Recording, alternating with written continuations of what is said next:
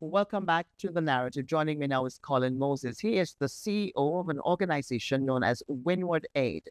Winwood Aid has been doing some good work here in Grenada. They've been focusing particularly on the islands of Carriacou and Petite, which are still feeling the after effects of the passage of Hurricane Beryl last year.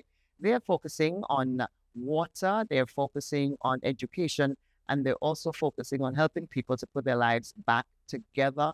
There's some work being done with household items. And Colin is joining me now to talk about Aqua Aid, which is an initiative that was launched in February by Winwood Aid, the Winwood Aid Foundation, to provide water for the people, for vulnerable families in Carriacou. And they're also working on a new project to provide water for all of the students and teachers on Carriacou and Petite, Martinique. Now we know water is a very important resource for human beings. And in Carriacou, they've got a difficult time of it.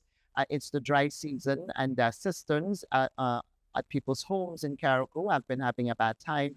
On a visit to Carriacou, I was told by residents there that their water is going bad because there's not enough rain and enough water going into the cistern. So even the water that they had there is becoming useless as clean drinking water, clean water that they can use. So the work that Winwood Aid is doing is very important for the people of Carriacou as they try to build back their lives. Welcome to the program, Colin.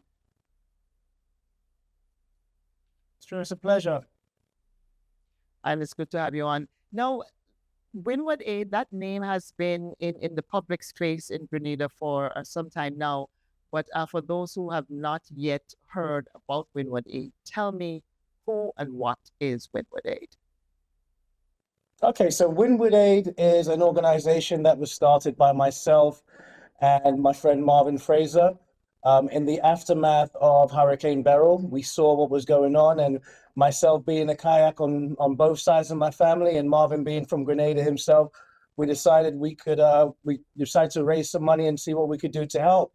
We started off by sending over 1,000 items in the immediate aftermath of Beryl, and throughout the course of the initiative, we saw that there was a big problem with access to clean drinking water. So we teamed up with Mount Pure to try and give access to drinking water to some of the most vulnerable families in Carriacou and Petite Martinique. That was the original Aqua Aid program. And then through doing that, we also realized that we were having there was going to be issues throughout the dry season getting drinking water to the children and teachers in the schools in Carriacou and Petite Martinique.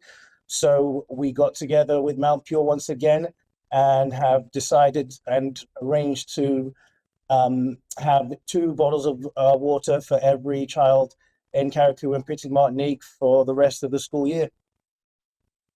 And that we're looking at over 1,000 students, 120 teachers.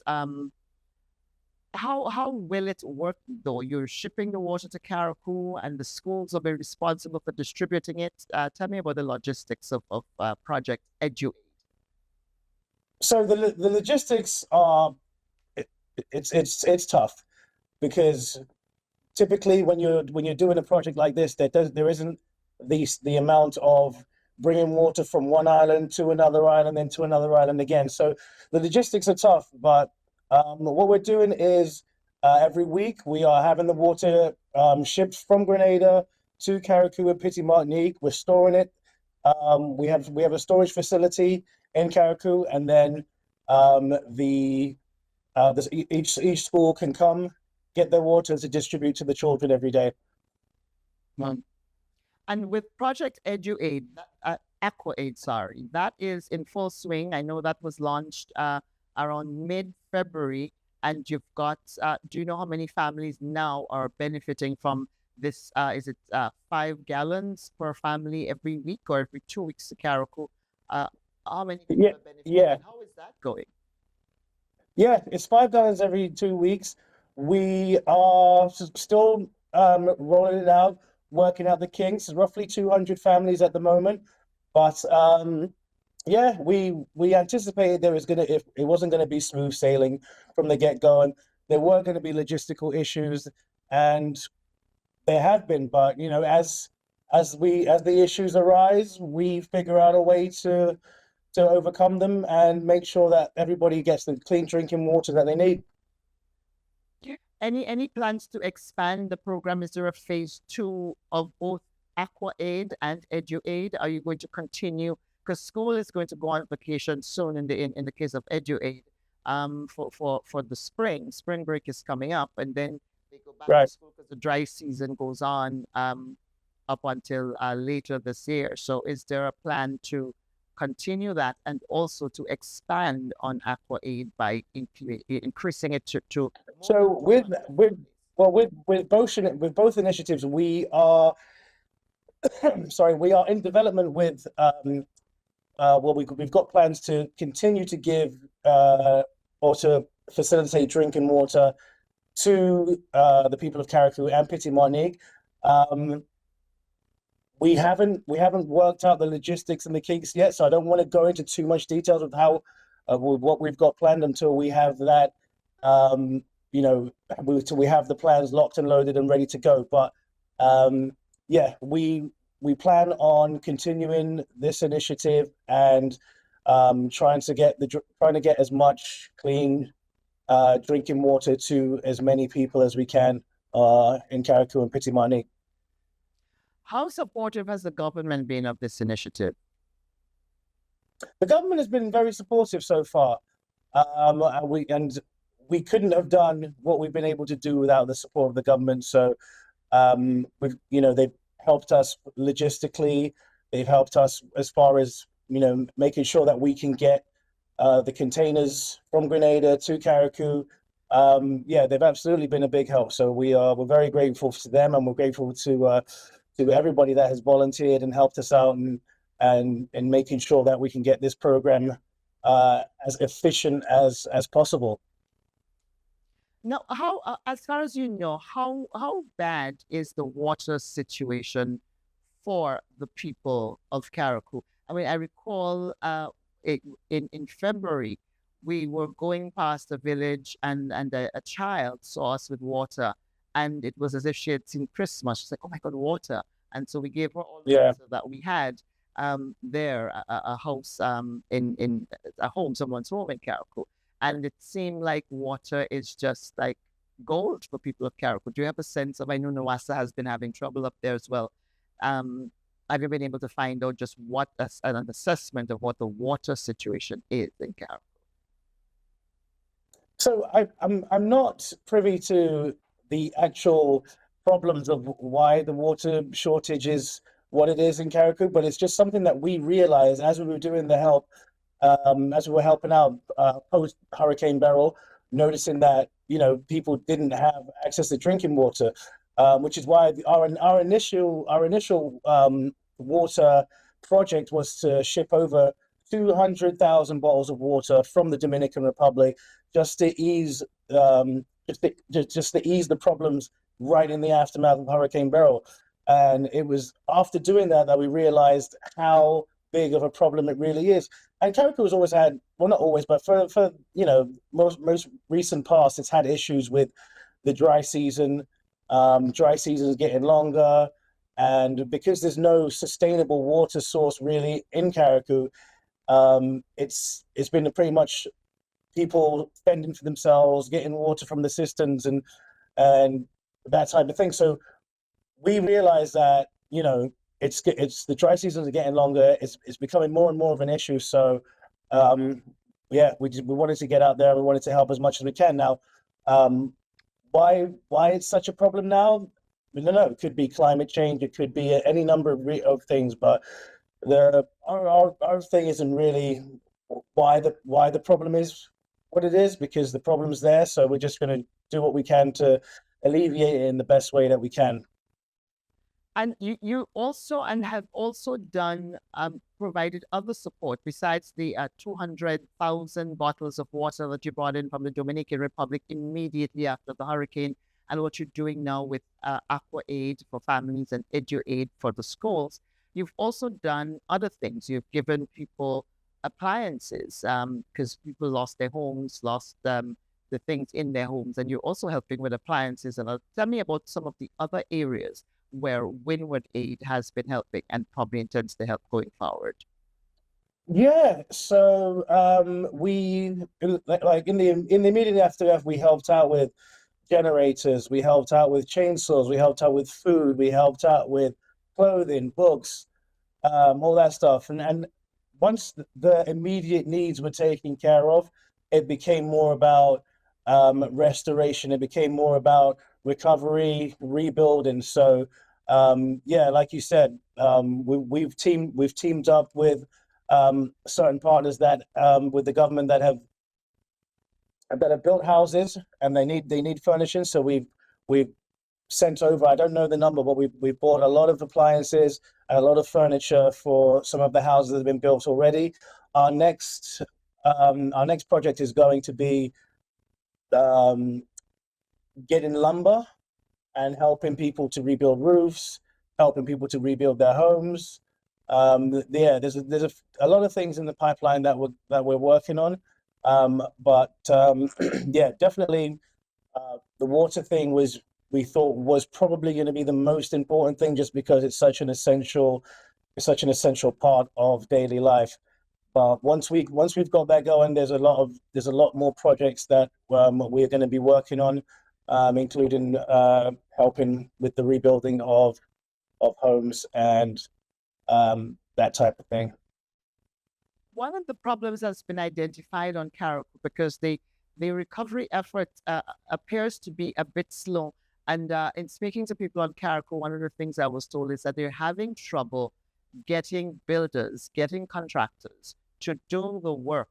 In some cases, there are people who can do it on the go ahead and finance the recovery, the rebuilding of their homes, but the workmen, that's a problem. Are you aware of that? And because you're talking about also helping to rebuild homes, are you aware of that? And are you turning your mind to how you can assist with that? Yeah, no, definitely. We are aware of that. That seems to be the biggest issue that we're facing when it comes to, or the biggest hurdle we're facing when it comes to the rebuilding is not the actual lumber and materials themselves, but is the laborers. So that is something that we are actively trying to find a solution for. And we're hoping to have something in place within the next month or so. But it's something that we're definitely working on. Yeah. And how are you going to determine who gets housing assistance under the Winwood Aid project? So that is going to be something that we are in working with the government to for people to sign up through a government portal or through a government method where it's going to be a government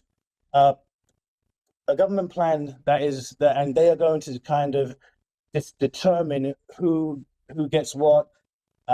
We don't have the exact details on how that's going to work, which is why we're going to work with the government, because we aren't all there all the time. It's going to be very difficult for us to make the determination on who's going to get what. So we're going to be working with the government to figure out who gets what it's going to be based on, how much damage people have and that type of thing. But there's going to be an organized system in place that we're going to work with the government to help determine who gets what and how people receive the different materials that they're going to need.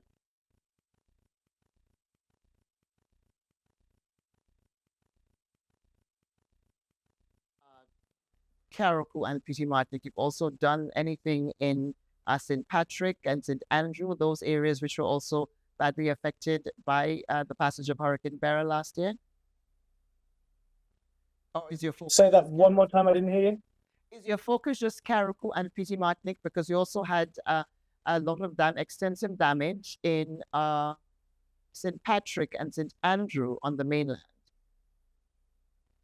Right. Our focus is mainly Carriacou and Petite Martinique, but we have funded the rebuild of, I think, 3 houses in St. Patrick's so far already.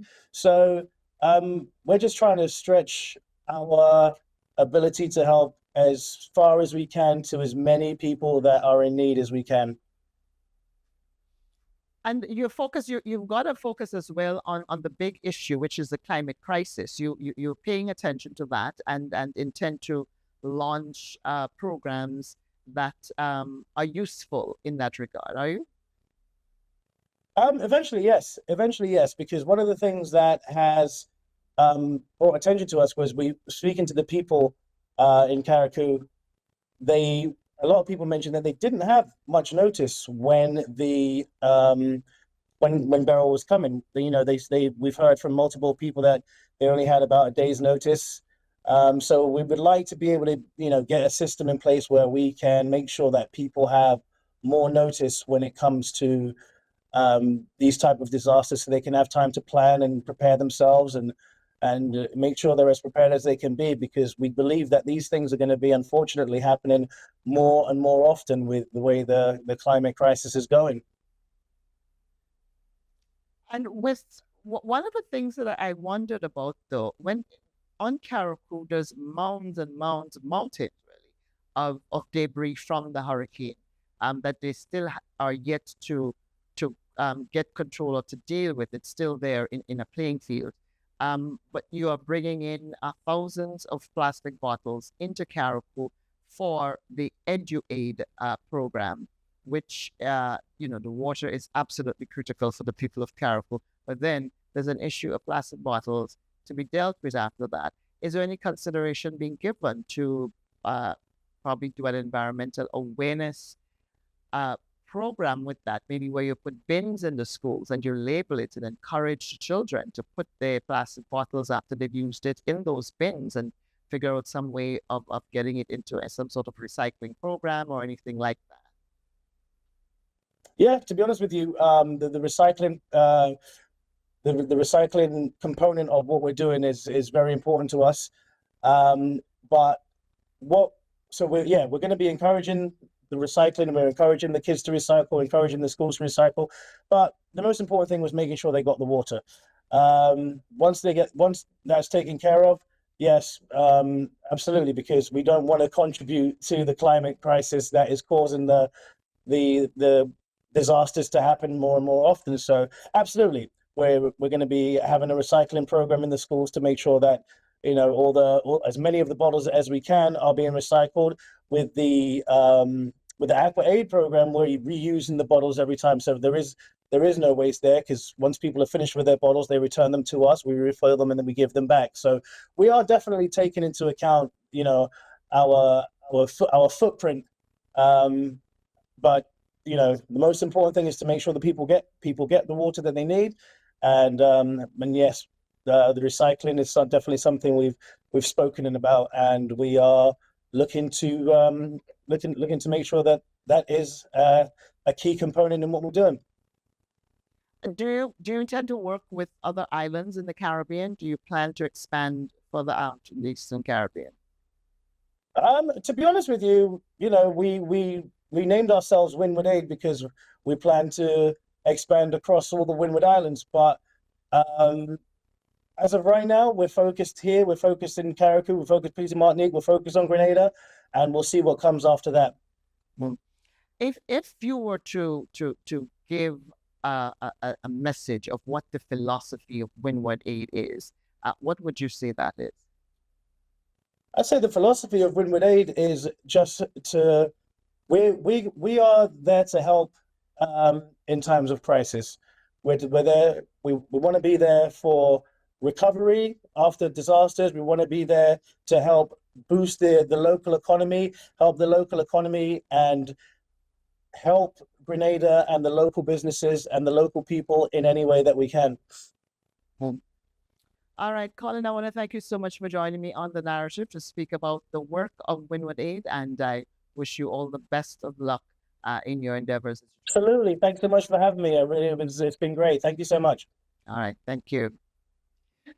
This is The Narrative. I'm your storyteller, Callistra Faria, on there with Colin Moses. He's the CEO of Winwood Aid Foundation, charity that is assisting the people of Petite, Martinique, Carriacou, and northern Grenada as they seek to recover from the aftermath of Hurricane Beryl. It's been more than 7 months since the hurricane hit, but lives are still affected by the devastation caused by that hurricane. And we're facing another hurricane season starting on June 1st. And so getting people to build back their homes as quickly as possible is mission critical for Grenada. Winwood Aid saying that they will also be assisting in the rebuilding of homes. They will be importing lumber and working with the government to assist those who are vulnerable and require such assistance. More when we come back.